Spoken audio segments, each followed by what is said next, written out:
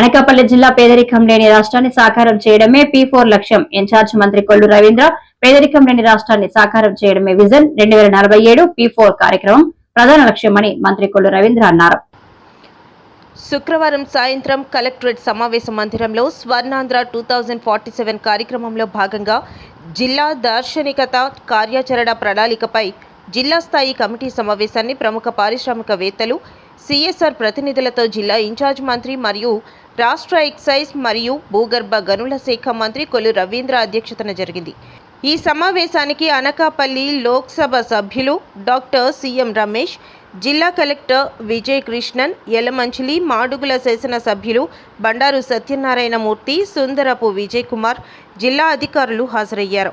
ముందుగా జిల్లా ప్రణాళికాధికారి జి రామారావు ప్రభుత్వ ప్రైవేట్ ప్రజల భాగస్వామ్యం P4 పై పవర్ పాయింట్ ప్రెజెంటేషన్ ద్వారా ఇన్ఛార్జ్ మంత్రి, కలెక్టర్, MP, శాసన సభ్యులకు వివరించారు. ఈ సందర్భంగా ఇన్ఛార్జ్ మంత్రి మాట్లాడుతూ స్వర్ణాంధ్ర విజన్ 2047 కార్యక్రమంలో భాగంగా రాష్ట్ర, జిల్లా, నియోజకవర్గం, మండల స్థాయిలో విజన్ డాక్యుమెంట్స్ తయారు చేసుకోవాలని సూచించారు. జిల్లా నియోజకవర్గాల వారీగా బంగారు కుటుంబాలను, మార్గదర్శులను గుర్తించాలని ముఖ్యమంత్రి సూచించారు. మరి జిల్లా విజన్ 2047 కమిటీకి సంబంధించి కూడా ఈరోజు భవిష్యత్ యాక్షన్ ప్లాన్ కోసం ఈరోజు సమావేశం ఏర్పాటు చేసుకోవడం జరిగింది. ఈ కార్యక్రమంలో గౌరవ పార్లమెంట్ సభ్యులు CM రమేష్ గారు, అదేవిధంగా శాసనసభ్యులు బండారు సత్యనారాయణమూర్తి గారు, జిల్లా కలెక్టర్ గారు, అలాగే దీంట్లో కొంతమంది ఎమినెంట్ పర్సన్స్ని, అదేవిధంగా ఎవరైతే CSR కింద వర్క్ చేయడానికి ముందుకు వస్తారో వాళ్ళని ఒక 5గురు సభ్యుల కింద జిల్లాలో ఏర్పాటు చేసుకోవడం, అలాగే జిల్లా యంత్రాంగాన్ని, అధికారులను అందరినీ కూడా దీంట్లో ఇన్వాల్వ్ చేసుకుని ముందుకెళ్లే దానికోసం ఒక కార్యాచరణని ఈరోజు ఏర్పాటు చేసుకోవడం జరిగింది. మరి ఈ కార్యక్రమానికి మరి చైర్మన్ కూడా రావడం జరిగింది, కార్పొరేషన్ చైర్మన్స్ కానీ, అలాగే జిల్లా అధికారులందరూ కూడా రావడం జరిగింది. ముఖ్యంగా మనం చూసుకున్నట్టయితే ఇవాళ 26 జిల్లాల్లో కూడా గౌరవ ముఖ్యమంత్రి గారు ఒక ప్లానింగ్ చేసుకుని పర్ క్యాపిటల్ ఇన్కమ్ ఏ స్థాయిలో ఉన్నాం, GDP ఎలా ఉంది, అలాగే GVA ఏదైతే ఉందో దాన్ని ఎలా ఉంది, ఇవన్నీ కూడా క్యాల్కులేట్ చేసుకుని భవిష్యత్తులో, ఎందుకంటే వాళ్ళ అనకాపల్లి పక్కన ఉన్నటువంటి విశాఖపట్నం ఫస్ట్ ప్లేస్లో ఉంటే పక్కనే ఉన్నటువంటి అనకాపల్లి 14th ప్లేస్లో ఉంది పర్ క్యాపిటల్ ఇన్కంలో. దీన్ని మనం ఏ రంగాల్లో ముందుకు తీసుకెళ్ళవచ్చు, అగ్రికల్చర్ సెక్టార్కి సంబంధించి, అలాగే అగ్రికల్చర్ అలైడ్కి సంబంధించి, అలాగే ఇండస్ట్రియల్ సెక్టార్లో, అదేవిధంగా సర్వీస్ సెక్టర్, ఇవన్నీ కూడా మనం ముందుకు తీసుకెళ్లే దానికోసం సూపర్ 6 పథకాలలో రాష్ట్రంలోని ప్రజలు సంతోషంగా ఉన్నారు. శ్రీకాకుళం జిల్లా టెక్కర నియోజకవర్గం నందిగాం మండలంలోని మర్లపాడు, కవిటి, అగ్రహారం గ్రామాల్లో పర్యటించే సుపరిపాలనలో తొలి అడుగు కార్యక్రమంలో పాల్గొన్న మంత్రి అచ్చెన్న ఇప్పుడు ఈ రాష్ట్రంలో ఉండడానికి అర్హత లేదని ఈ సందర్భంగా తెలియజేస్తున్నాను. సంవత్సరం అయింది, మీ దగ్గర వాలంటీర్లు ఉండేవాళ్ళు, వాలంటీర్లు మీ ఇంటింటికి వచ్చి ఒకటే చెప్పేవాళ్ళు. ఇప్పుడు పథకాలన్నీ వస్తున్నాయి. చంద్రబాబు నాయుడు వస్తే ఈ పథకాలు మీకు అందవని ఒకే మాట చెప్పేవాళ్ళు తప్ప ఇంకొక విషయం చెప్పేవాళ్ళు. నిజమే, ఆర్థికంగా చాలా ఇబ్బందులు ఉన్నాయి, చాలా కష్టాలున్నాయి. ఈరోజు పథకాలు మళ్ళీ కొనసాగించాలంటే చాలా కష్టం. ఎప్పుడు పథకాలు కొనసాగించగలం? ఒక కుటుంబం ఉంది, 100 రూపాయలు రోజు ఆదాయం వస్తే ఒక 50 రూపాయలు ఖర్చు పెట్టచ్చు. పైసా ఆదాయం లేకుండా రోజు 100 రూపాయలు ఖర్చు పెడితే ఉన్నది అమ్ముకోవడం తప్ప వాళ్ళకేమీ మిగలదు. రాష్ట్రం కూడా అదే. ముందు రాష్ట్రానికి ఆదాయం సంపాదించాలి, సంపాదించిన ఆదాయం ప్రజలకు పంచాలి. 5 సంవత్సరాల్లో ఆదాయం ఎలాగొస్తుంది? ఒక అభివృద్ధి కార్యక్రమం జరిగితే ఆదాయం వస్తుంది, ఒక ఇరిగేషన్ ప్రాజెక్టు కడిగితే ఆదాయం వస్తుంది, లేకపోతే ఎవరో విదేశాల నుంచో ఇతర రాష్ట్రాల నుంచి వచ్చి ఇక్కడ 1000 కోట్లు 2000 కోట్లు పెట్టుబడి పెట్టి ఒక పరిశ్రమ పెడితే ఆదాయం వస్తుంది. 5 సంవత్సరాల్లో పూర్తిగా ఏమీ చేయకపోవడం వల్ల రాష్ట్ర ఆదాయం పూర్తిగా కుంటుపడిపోయింది. ఇటువంటి పరిస్థితిలో మనం అధికారానికి ఇచ్చాం. నేనైతే భయపడ్డాను. మీ ఊరు ఎలక్షన్లో రాలేదు, కానీ నియోజకవర్గం అంతా తిరిగి చెప్పాను. అప్పుడు నాకు రాష్ట్ర ప్రభుత్వం పరిస్థితి తెలియదు. అందరికీ చెప్పాం, ఏమమ్మా ఓట్లు వేయండి, ఈ పథకాలన్నీ మీకు ఇస్తామని చెప్పాం. ఓట్లు వేశారు, గెలిచాం. పథకాలు ఇవ్వగలమని భయము, ఆందోళన చెందింది. అయితే మన అదృష్టం ఏమిటంటే చంద్రబాబు నాయుడు లాంటి వ్యక్తి మన రాష్ట్రంలో పుట్టడం, మనకు ముఖ్యమంత్రి కావడం మనందరి అదృష్టం. దీంతో పాటుగా కేంద్రంలో బీజేపీ ఎన్డీఏ ప్రభుత్వం వచ్చింది. మన రాష్ట్రం నుంచి 22 మంది ఎంపీలు మనకు గెలిచారు. ఎప్పుడైతే 22 మంది ఎంపీలు గెలిచారో కేంద్రంలో ఉన్నటువంటి ఎన్డీఏ ప్రభుత్వం, మోడీ గారు మన మీద అభిమానం పెరిగింది. ఈ సంవత్సర కాలం నుంచి సహాయం చేస్తున్నారు. కాబట్టి సహాయం అంటే దుర్మార్గులు 5 సంవత్సరాలు పంచాయతీ వ్యవస్థల్ని నిర్వీర్యం చేశారు, మండల వ్యవస్థను నిర్వీర్యం చేశారు. ఫైనాన్స్ కమిషన్ ఇచ్చిన డబ్బంతా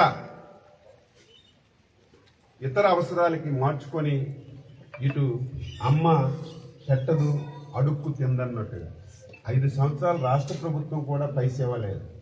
కనీసం గ్రామ పంచాయతీలకు వచ్చిన డబ్బైనా ఆ సర్పంచులు ఖర్చు పెట్టి ఏవో డ్రైన్లో లైట్లో వేస్తామంటే ఆ డబ్బు కూడా. రెవెన్యూకు సంబంధించి 10 అంశాలపై ముఖ్యమంత్రి చంద్రబాబు నాయుడు సమీక్ష చేశారని మంత్రి అనగాని సత్యప్రసాద్ తెలిపారు. ఏడాది కాలంగా రెవెన్యూ శాఖ పనితీరుపై సీఎం సమీక్ష చేశారు. సమావేశం అనంతరం మంత్రి అనగాని మీడియాతో మాట్లాడుతూ, గౌరవ ముఖ్యమంత్రి గారు చాలా క్లియర్ గా ఉన్నారు. ప్రతి పేదవాడికి కూడా నివాసయోగ్యమైన ఇల్లు ఉండాలి. రూరల్ ప్రాంతంలో 3 సెంట్లు ఉండాలా, అర్బన్ ప్రాంతంలో 2 సెంట్లు ఉండాలా. అర్బన్లో మన టిడ్కో ద్వారా మంచి అవకాశం కల్పించాలి.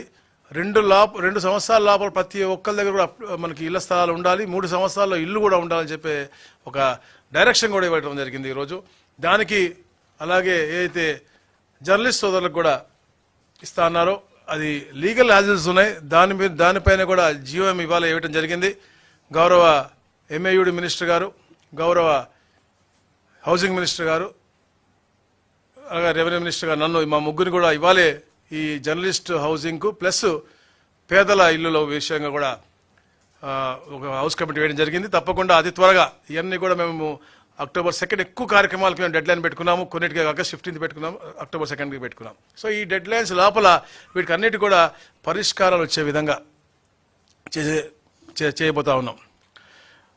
దాదాపుగా 1,85,000 మాకు ఈ రెవెన్యూ సదస్సుల్లో దరఖాస్తులు వచ్చినాయి. కానీ కేవలం 687 మాత్రమే ఉన్నాయి. అంటే మిగతా అన్ని కూడా మేము పరిష్కార మార్గం లేకపోతే చేయలేనివి. ఎందుకంటే వచ్చే సమస్యలన్నిటి కూడా చాలా మటుకు చేయలేనివి ఉన్నాయి. నేను మొన్న పార్టీ ఆఫీసులో కూర్చుంటే దాదాపు 60 వచ్చినాయి. దాంట్లో 59 చేయలేనటువంటి. సో అవి కూడా మేము వాళ్ళకి స్పీకింగ్ నోట్ ఇచ్చి ఎందుకు చేయలేకపోతున్నాం కూడా తెలిసే దిశగా కూడా మేము చేస్తా ఉన్నాం. రాబోయే రోజుల్లో కూడా భూ వివాదాలు అలాగే భూ సమస్యలు అన్నీ కూడా ఏదైతే ఆధార్ లింకు, సర్వే నంబర్ లింక్తో సహా ఈ సర్వే నంబర్ నొక్కితే ఈ సర్వే నంబర్లో ఈ భూమి ఎవరిది, ఎందుకు ఉంది, లేదా ఏ వివాదం ఉంది అన్నీ కూడా వచ్చే విధంగా కూడా మేము ఒక ఆర్టిఫిషియల్ ఇంటెలిజెన్స్ అలాగే అవసరమైనటువంటి టెక్నాలజీ అంతా కూడా వాడి అందరూ కూడా ఒక వే ఫార్వర్డ్ కూడా పెట్టుకుని మేము ముందుకు వెళ్తా ఉన్నాం. మరి ముఖ్యంగా అందరూ చూస్తూ ఉన్నారు ఈ ఫ్రీ హోల్డ్ గురించి. జియోఎం దాదాపుగా చాలాసార్లు ఒక 20 గంటలు అంటే 4 మీటింగుల్లో చాలాసేపు సుదీర్ఘంగా చర్చించింది. ఫ్రీ హోల్డ్ అనేది పేదలకి లబ్ధి పొందాలి, దాని మంచి రూపకల్పన చేస్తే బాగుంటుంది. 10 అంశాలు మేము గౌరవ సిసిఎల్ఏ మేడం అవ్వచ్చు, మా ఇతర అధికారులు వచ్చి అడిషనల్ సీసీఎల్ వచ్చి అందరం కూడా దాని మీద ఒక 10 అంశాల మీద, ఎందుకంటే కొన్ని డిఫరెంట్ వేస్ ఉన్నాయన్నమాట. అంటే నో ప్రూఫ్ ఆఫ్ అసైన్మెంట్ అవ్వచ్చు, eligible for free hold but collector proceeding లేకపోవచ్చు, లేకపోతే వాటర్ కోర్స్ పోరంపోవచ్చు. అలాంటివన్నీ కూడా అంటే 10 క్లాసిఫికేషన్స్ మేము గమనించాము. ఎన్ని ఎకరాలు ఉన్నాయి ఏమున్నాయని. వీటిపైన కూడా మరి ఒక 2-3 మీటింగులు కూడా కంపల్సరీ కావాలని చెప్పాము. సో దీనిపైన జిఓఎం అంతా కూడా టోటల్ రిపోర్ట్ తీసుకుని అక్టోబర్ 2 కల్లా గౌరవ ముఖ్యమంత్రి గారి దృష్టికి తీసుకురమ్మన్నారు. అప్పుడు వారు దాని యొక్క అంటే ఒక సంపూర్ణమైనటువంటి ఒక కార్యాచరణ రూపకల్పన చేసుకుని వే ఫార్వర్డ్ ఆ రోజు డిసైడ్ చేద్దామని చెప్పారు. సో అది కూడా అంటే పేదవాడికి లబ్ధి పొందే విధంగా, వ్యాపారస్తులకు కాకుండా పేదవాడికి లబ్ధి పొందాలా, గవర్నమెంట్ ఉపయోగపడాలా. ఎందుకంటే గవర్నమెంట్ కూడా బోళ్ళని అవసరాలు ఉన్నాయి. సో గవర్నమెంట్ కూడా కొంటా ఉంది. సో ఒక అవసరమైతే పేదవాడి దగ్గర అదే రేటుకి గవర్నమెంట్ తిరిగి కొనే విధంగా, ఎందుకంటే ఆల్రెడీ ఈ పేదవాడికి మంచి చేయాలని కోరుతాం. సుపరిపాలన తొలి అడుగు కార్యక్రమంలో భాగంగా 4వ రోజు కిష్టప్పపేట, మామిడి వలస, మునసబుపేట ఎమ్మెల్యే గొండు శంకర్ కూటమి ప్రభుత్వ అభివృద్ధి సంక్షేమ కార్యక్రమాలను ప్రజలకు వివరిస్తూ వారి సమస్యలను తెలుసుకోవడం కోసమే సుపరిపాలనలో తొలి అడుగు లక్ష్యమని శాసనసభ్యులు గొండు శంకర్ పేర్కొన్నారు. రాష్ట్ర ముఖ్యమంత్రి నారా చంద్రబాబు, ఉప ముఖ్యమంత్రి పవన్ కళ్యాణ్, మంత్రి నారా లోకేష్ ఆదేశాల మేరకు చేపట్టిన తొలి అడుగు కార్యక్రమంలో భాగంగా శుక్రవారం శ్రీకాకుళం మండల పరిధిలోని కిష్టప్పపేట, మామిడి వలస, మునసబుపేట గ్రామాలలో పార్టీ శ్రేణులతో కలిసి ఆయన పర్యటించారు. గ్రామాలలో ఇంటింటికి వెళ్లి ప్రజలతో మాట్లాడి వారి సమస్యలు అడిగి తెలుసుకున్నారు. అదేవిధంగా ప్రభుత్వం అమలు చేస్తున్న పథకాలను, తొలేడాది సాధించిన అభివృద్ధిని వివరించారు. అనంతరం ఆయన మాట్లాడుతూ అధికారం చేపట్టిన ఏడాదిలోనే ఎన్నికల ముందు ఇచ్చిన హామీలలో అధిక శాతం అమలు చేసిన ఘనత కూటమి ప్రభుత్వానిదేనన్నారు. నవ్యాంధ్రప్రదేశ్ నిర్మాణమే లక్ష్యంగా ముఖ్యమంత్రి చంద్రబాబు కృషి చేస్తున్నారు. తామిచ్చిన హామీలను అమలు చేశాం కాబట్టే ధైర్యంగా తొలి అడుగుతో ప్రజల మధ్య వచ్చామని చెప్పారు. ఈ కార్యక్రమంలో సింగుపురం సర్పంచ్ గుండా ఆదిత్య నాయుడు, ఉప సర్పంచ్ కుంచాల ఆదినారాయణ, గ్రామాల నాయకులు, కార్యకర్తలు, బూత్ ఇన్ఛార్జీలు, క్లస్టర్ ఇన్ఛార్జీలు తదితరులు పాల్గొన్నారు. సుపరిపాలనలో తొలి అడుగు. అందరికీ నమస్కారం. సుపరిపాలనలో తొలి అడుగు మొదటి సంవత్సరం ఎన్డీఏ కూటమి ప్రభుత్వం మొదటి సంవత్సరం పూర్తి చేసుకున్న సందర్భంగా శ్రీకాకుళం రూరల్ మండలం కృష్ణపేట గ్రామ పంచాయతీలో ఈరోజు ఇంటింటికి సర్వే కార్యక్రమం చేపట్టడం జరిగింది. అందరికీ ప్రభుత్వ పథకాలు సక్రమంగా అందుతున్నాయా లేదా, అలాగే ఇక్కడ మౌలిక వసతులు ఎటువంటి సమస్యలు ఉన్నాయా లేదా అనే దాని మీద ఈరోజు పూర్తిగా ఇంటింటికి వెళ్ళి సర్వే చేయడం జరిగింది. కొంతమందికి ఇంకా పెన్షన్ రావాల్సి ఉంది. హౌస్ హోల్డ్ మ్యాపింగ్ సమస్యలు కొన్ని దగ్గరలో ఉన్నాయి. అలాగే సర్వే నెంబర్సు ఆన్లైన్లో చేయాలి. అంపోలు పంచాయతీ మాది ఎక్కువ ఉన్నందువల్ల ఇంకా దానికి రీసర్వే అవ్వలేదు. ఇవన్నీ విషయాలపైన చర్చించడం జరిగింది.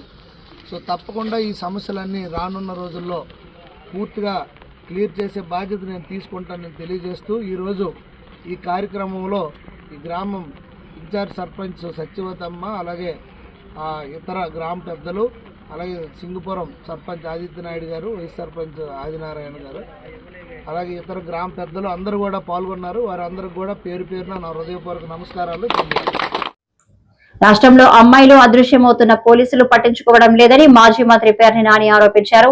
ఇప్పటి వరకు ఇద్దరు అమ్మాయిలను కాపాడారు, అది కూడా పవన్ చెప్పినందుకు. సరే, పవన్ కు చెబుదామని పేరెంట్స్ వెళితే ఆయన చిక్కడు దొరకడం. పోలీసింగ్ అంటే రాష్ట్రంలో ఆడపిల్లలు కనపడకపోతే ఇద్దరినే పట్టుకున్నారు పోలీసులు ఇప్పుడు దాకా. ఆ ఇద్దరు కూడా పవన్ కళ్యాణ్ గారు చెప్పారని పట్టుకున్నారంట. ఇదేం పోయే కాలం అని అడుగుతున్నాను. అంటే పోలీసింగ్ పనిచేయరా, ఉద్యోగం చేయరా? పోనీ అందరం పవన్ కళ్యాణ్ దగ్గరికి వెళ్దాం, కనపడిన ఆడపిల్లలు అందరూ మా అమ్మాయి తప్పిపోయిందని చెప్తాకంటే అతనేమో షూటింగ్లో ఉంటాడు, ఇక్కడ ఉండడు, దొరకడు, చిక్కడు దొరకడు. ఓ సినిమా తీయాలి ఇక. చిక్కడు దొరకడు. చంద్రబాబుకి ఎప్పుడున్నా మాత్రం రాజకీయంగా ఆపద వస్తే మాత్రం పరిగెత్తుకొస్తారు.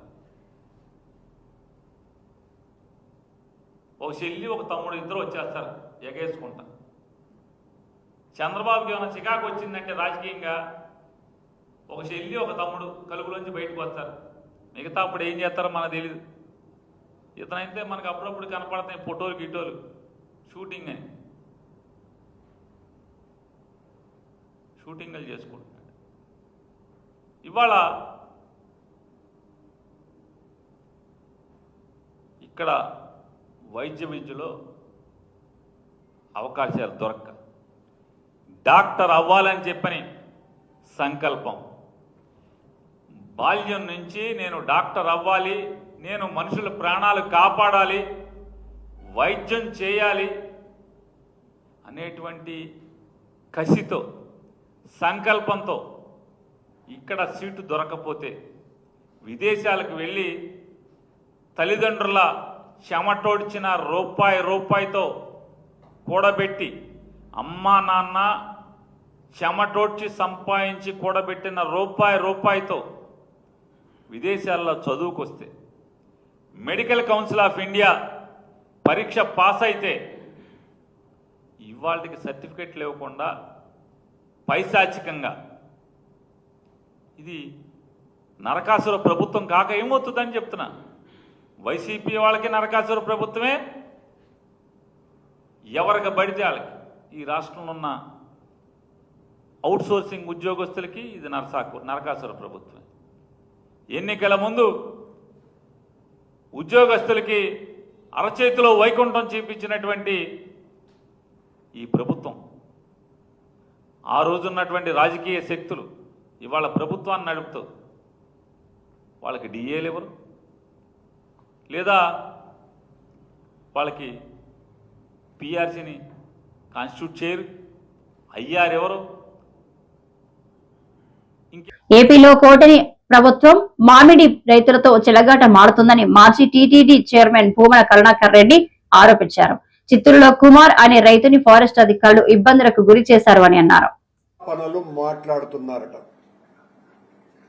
మీరు ఎన్ని ఆటంకాలు కలిగించినా జగన్మోహన్ రెడ్డి గారు రావటం తథ్యం. అలాగే జగన్మోహన్ రెడ్డి గారి ప్రోగ్రాం క్యాన్సిల్ అయ్యిందని కూడా తెలుగుదేశం పార్టీకి జనసేన పార్టీకి సంబంధించిన వాళ్ళు ప్రచారం కూడా పెట్టారు. జగన్మోహన్ రెడ్డి గారి పర్యటన వాయిదా పడలేదు, రద్దు కాలేదు. 9వ తారీఖున జగన్మోహన్ రెడ్డి గారు బంగారుపాలెం వస్తున్నారు.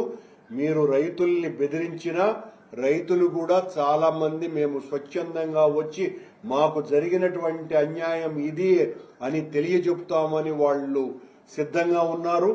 కర్ణాటక ప్రభుత్వం ఇంత పెద్ద మద్దతు ధర ప్రకటించినా ఇప్పటికీ కూడా ఈ రాష్ట్ర ప్రభుత్వం చంద్రబాబు నాయుడు గారు మాయమాటలు చెప్పటమే తప్ప ఏ రకమైనటువంటి సహాయము చేయటం లేదు. మద్దతు ధర లేదు. పిచ్చాపాటి కార్యక్రమం ఈ మామిడి రైతుల ఫ్యాక్టరీల వాళ్లతో యజమానులతో మాట్లాడడం తప్ప మరొక కార్యక్రమం చేయకపోగా ఆశ్చర్యకరంగా 4వ తారీఖున ఈ నెల 4వ తారీఖున టి కుమార్ అనేటువంటి తుమిండ విలేజ్ చిత్తూరు మండలం సంబంధించిన ఒక రైతు ఇక మామిడి పండిస్తే ఇక గిట్టుబాటు ధర రాదు, ఇంకా ఆత్మహత్యలే శరణ్యం మనకి, కనుక ఈ చెట్లు కొట్టేసుకుందాము అని ఆయన చెట్లు కొట్టేసుకుంటే వెనువెంటనే ఫారెస్ట్ అధికారులు అక్కడ వాలిపోయి ఆ కుమార్ అనే అతన్ని ఒక రోజంతా నిర్బంధించి భయపెట్టి ఏం జగన్మోహన్ రెడ్డి పర్యటనకు వస్తాడాడని నువ్వు ఈ రకంగా చేస్తున్నావా అని బెదిరించి నీ కథ చూస్తామనని ఆయన కొట్టినటువంటి చెట్లు 4-5 ఏండ్లు ఉండేటువంటి చెట్లు. ఆ 4-5 ఏండ్ల చెట్లు ఆయన 16 చెట్లు కొడితే వెంటనే వాలిపోయి రోజు కొన్ని వందల టన్నుల ఎర్రచందనం తరలిపోతుంటే శేషాచల అడవుల్లో దాన్ని పట్టుకోవటానికి ఏమాత్రము కూడా శ్రద్ధ చూపనటువంటి ఫారెస్ట్ అధికారులు కూటమి ప్రభుత్వం అవలంబిస్తున్న విధానాల వల్ల ప్రజలకు ఆ ప్రభుత్వంపై నమ్మకం పోయిందని పెందుర్తి మాజీ ఎమ్మెల్యే ఆదిప్రాజు అన్నారు. సబ్బవరంలో వైసీపీ పార్టీ విస్తృత స్థాయి సమావేశం జరిగింది. ఈ సమావేశంలో ఆదిప్రాజు మాట్లాడుతూ బాబు షూరిటీ మోసం గ్యారంటీ మనం చెప్పాం, ప్రతి ఇంటికి ప్రతి మీటింగ్ లో చెప్పాం. విన్నారా? మీకు గుర్తుందా? మన పెందుర్తి నియోజకవర్గం వరకు ఎక్కడ మీటింగ్ అయినా సరే వీడియో వేసి చూపించాం. అమ్మ నీకు 15,000 నీకు 15,000 అంటున్నాడు, ఏమి ఇవ్వడని చెప్పి ఎవరు వెళ్ళలేదు. ఈరోజు పరిస్థితి మనం చూస్తున్నాం. ఇవాళ కూటమి ప్రభుత్వం అధికారంలోకి వచ్చింది అంటే ముఖ్యమైనటువంటి కారణం సూపర్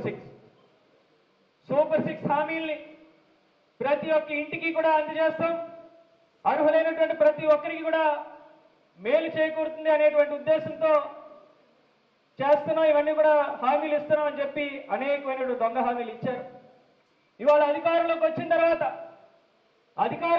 తర్వాత ఏం చేశారు బాబు అంటే ఎక్కడా కూడా ఏ ఒక్క హామీని కూడా పూర్తిగా నెరవేర్చినటువంటి పరిస్థితి లేదు. ఏమైనా అంటే మేము పెన్షన్ పెంచామని చెప్తున్నారు. అరకొర పెన్షన్లు పెంచడం, 10 పెన్షన్లు ఇస్తే 50 పెన్షన్లు తీసేసినటువంటి పరిస్థితి కూడా మనం చూసాం. వాళ్ళు ఏమడిగినా సరే మేము అన్నీ చేసేసాం, సూపర్ 6 అన్నీ అయిపోయింది, ఫ్రీ గ్యాస్ 3 సిలిండర్లు ఇస్తారన్నారు కదా, ఫ్రీ సిలిండర్ కదా అంటే 1 ఇచ్చినట్టున్నారు, అయిపోయింది, మేము సూపర్ 6 అమలు చేస్తాం. ఈ రకంగా అబద్ధపు మాటలు చెప్పి ప్రజలను మోసం చేయడం. ఎవరైనా గట్టిగా అడిగితే మీ నాలిక మందం అంటాడు మళ్ళీ. మరి ఏంటి ఇవన్నీ కూడా? ప్రజల తరపున మనం పోరాడాలి, ప్రజల తరపున నిలబడాలి.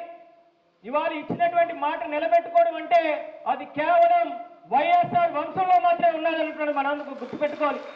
అవాళ రాజశేఖర రెడ్డి గారు కానివ్వండి, ఈరోజు జగన్మోహన్ రెడ్డి గారు కానివ్వండి, ఇచ్చినవే కాకుండా ఇవ్వలేనటువంటి అనేకమైన హామీలను అమలు చేసినటువంటి మహానాయకులు అవాళ రాజశేఖర రెడ్డి గారు, ఇవాళ జగన్మోహన్ రెడ్డి గారు, ఇవాళ చంద్రబాబు నాయుడు గారి సంగతి చూసాం.